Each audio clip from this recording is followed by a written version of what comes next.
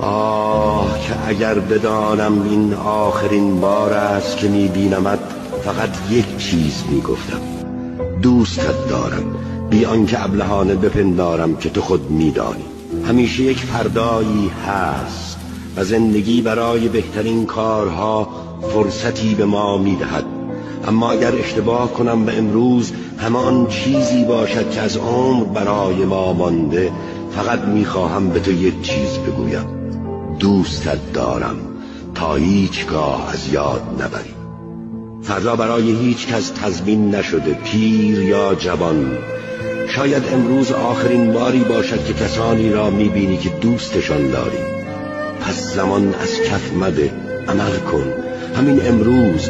شاید فردا هیچ وقت نیاید و تو بیشک تأسف روزی را خواهی خورد که فرصت داشتی برای یک لبخند، یک آغوش.